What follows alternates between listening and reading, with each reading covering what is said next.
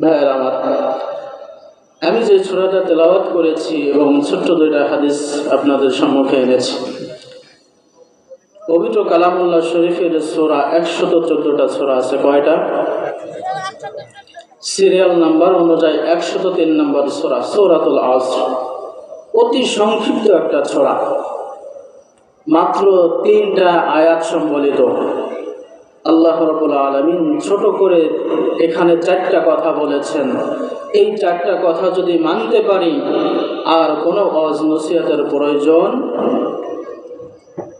বলেন নাই। যদি এই 4টার উপরে আমল করতে পারেন, তো আল্লাহ রাব্বুল আলামিন কি ঘোষণা করেছেন? আল্লাহ রাব্বুল আলামিন বলেন, ওয়াল আসর, ঘোর অন্ধকারময় সময়ের কসম। আল্লাহ রাব্বুল আলামিনের এই আয়াতের প্রেক্ষিতে মুফাসসিরিনে কেরাম লেখেন, এই আয়াত আল্লাহ রাব্বুল আলামিন এই কসমটা এই জন্য খেয়েছেন, এই আসর সন্ধ্যার পূর্বক্ষণ, আসরের পরে এবং মাগরিবের পূর্বে আল্লাহ রাব্বুল আলামিনের কাছে সবথেকে দামি সময়। এই সময়ে দুনিয়ার মানুষেরা সমস্ত কাজের ভিতরে ব্যতিব্যস্ততা থাকার কারণে আল্লাহ রাব্বুল আলামিনের নাফরমানিতে লিপ্ত হয়ে যায়। কেউ নারীর জন্য, কেউ গাড়ির জন্য, কেউ সম্পদের জন্য। খুব কমই সংখ্যক আছে তারা আল্লাহ রাব্বুল আলামিনের ইবাদতের দিকে মনোযোগ হয়। তারা হচ্ছে একমাত্র মুমিন। এই জন্য আল্লাহ রাব্বুল আলামিন বলেন, ইন্নাল ইনসানা লাফি খুসর। আল্লাহ রাব্বুল আলামিন ঘোষণা দেন, নিশ্চয় সকল মানুষ ক্ষতিগ্রস্তের ভিতরে। সকল মানুষ কিসের ভিতরে? ক্ষতিগ্রস্তের ভিতরে। ঘোষণা কে দিলেন? কে দিলেন? মনোযোগ আছে আপনাদের নাকি আপনাদের প্রধান বক্তার দিকে মনোযোগ আছে? যে হুজুর আসছে, সময়টা হয়তো ব্যয় করতেছে। আল্লাহু আকবার, আস্তাগফিরুল্লাহ। আল্লাহ রাব্বুল আলামিন বলেন, সকল মানব ক্ষতিগ্রস্ত। পরক্ষণে আল্লাহ রাব্বুল আলামিন এটাকে গুরুত্ব দেওয়ার জন্য বলতেছেন, ইল্লাল্লাযীনা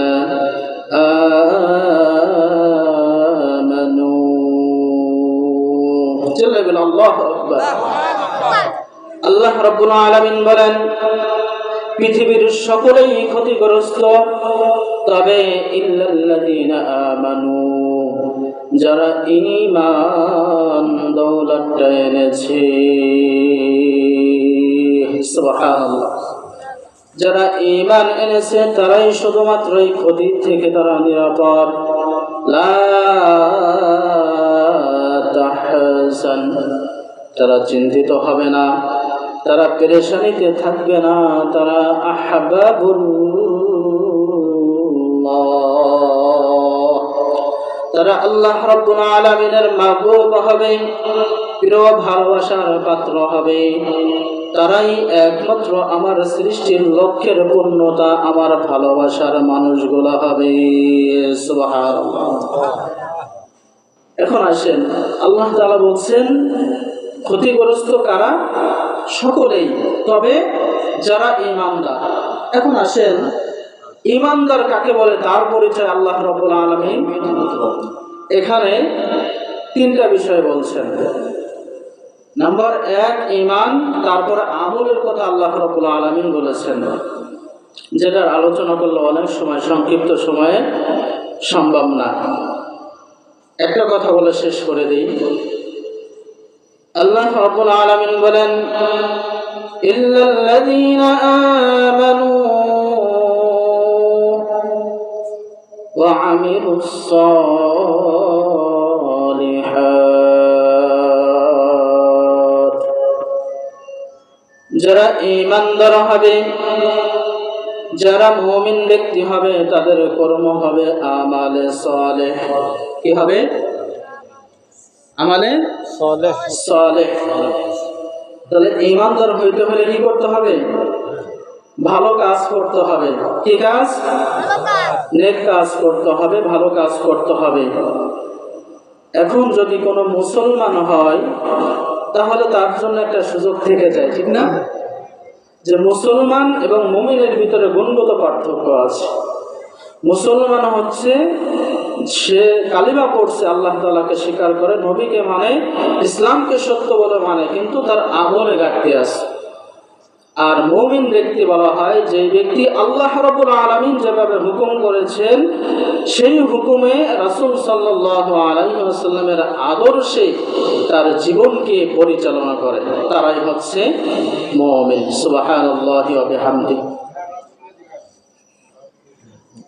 তো এই আমলে সালেহ যারা করে তারা হবে মুমিন। আর যারা মিশ্রণ করবে, এই দুনিয়ার রং তামাশায় নামাজের সময় আসবে, নামাজ পড়বে না, গুনাহের কাজ আসছে গুনাহও করবে, আমলে সালেহ করবে, তারা হচ্ছে ভ্যারাইটিস মুসলমান। চাকচিক্য রং তামাশার ভিতরে তাদের জীবনকে পরিচালনা করবে। এই ঈমান নিয়ে সে কখনোই জান্নাতে যাইতে পারবে না।